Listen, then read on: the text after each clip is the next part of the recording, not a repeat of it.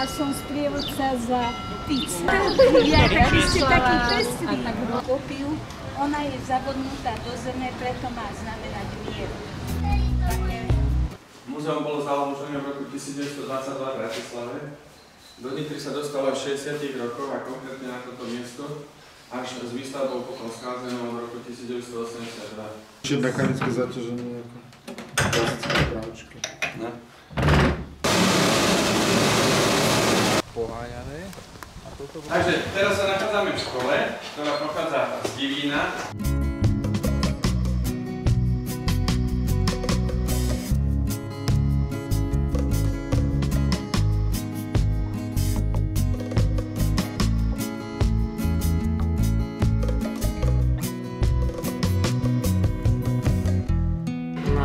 Ani autopilota to má. Na našu nádvoričku minulosť 1900 bol mlyn Laskatorina Bajzíková. My s rovnakou technikou rovnako pálime. Toto nizomety bol vyrobený v Rakúsku. Bol vo Viedni, v Kaštýri, potom bol chvíľku v Českej republike v Prahe. Keď na svadbe náhodou vypadne elektrika, tak máme 9 piesní. Chvíľku dávam výrobko.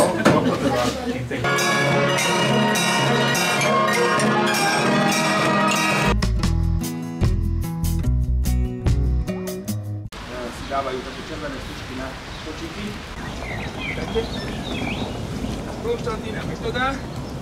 Konštantína Metod. Autorka je Ľudmila Cvenkrošová. Vynikajúca to slovenská sochárka. Na Južnom Nemecku a tam ovlivnení sú točiny, ktoré nespú. Takže máme 3 svetenia. Typické pre baroko je veľmi hlboká plasticita, že tieto lampy patrili teda kresťanským Rímanom, ktorí tu teda pôsobili v rámci tej armády, obchodníci to boli. Nachádzame sa, toto je vlastne delostredské postavenie, ktoré malo brániť, ale tí, čo sa už dostali tesne k tým hradbám. Keď už ja pri tej príležitosti, pravda, vyklali oči a do uší mu naliali horúce olovo. Takže chudák bol hluchý a slepý a kráľom sa už tam nemohol. Samotného Zobora, taký paradox, že mesto pod Zoborom a Zobor vidno odsvšade, ale nie z nich. Tu bola väža, priechodný palác, túto palác. Mimo patrím pod polnohospodárstvo, som Magmirov. Ja nebudem toho, ja vám nechcem kázať o tom, čo tu má byť. Počať do pivnice, konkrétne do bytovú kádni, alebo možno do tejto teda nádrže. Ukreminové aromatické látky prchajú z vína a tie vína ostávajú také už. Tak tomu, tejto začívame, vlastne je to prvé kolečko, ktoré sme tu vytvorili vtedy.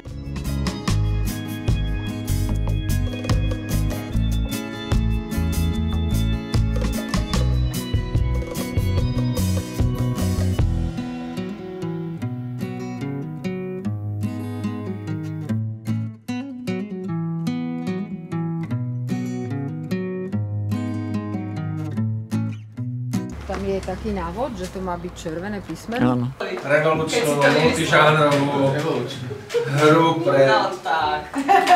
Logicko-rozumovú hru pre nadpriemerne inteligentných a ich priateľov. Áno, aj zvieratá a podobne.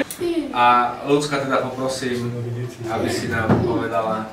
Áno, ja by som sa vám tiež veľmi rada poďakovala, boli ste svetoví a na 5. mieste sa neumiestnil tým pacifistov.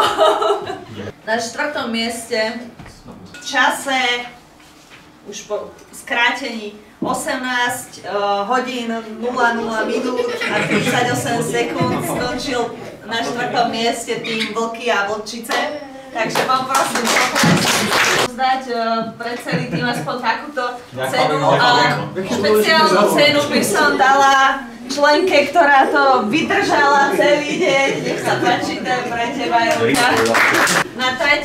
mieste v čase 17 hodín 31 minút a 36 sekúnd k poslednej kvasnice v Tesku zakúpil Skojárov. Mám to rozstav náhodne, takže už jak som to povedete, nech sa páči. A Maťo, ty si bol, že? Páči sa. Reálny rozdiel vo finále je, že no na sekundy to nedám, ale necelé 3 minúty. Na 1. mieste a teda poprosím veľký potlesk a Blahoželám ja takto obidvom týmom, lebo ste boli baječní, ak ste išli za Rito po výhre, bolo to krásne. A teda na tom prvom mieste sa umiestnil tým Fanfara, Mirko, daj fanfaru. Neprebudený.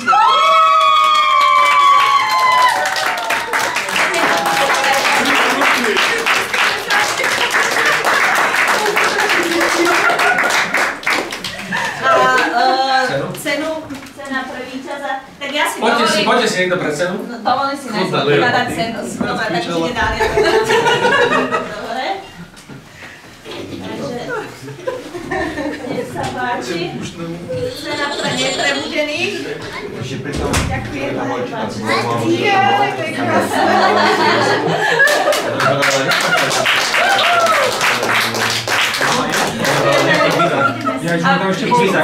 A teda váš finálny čas tým pádom bol 15 hodín, teda 15 hodina, 38 minúta, 51 sekunda a v čase 15:41:18 skončili Fluffy Slippers.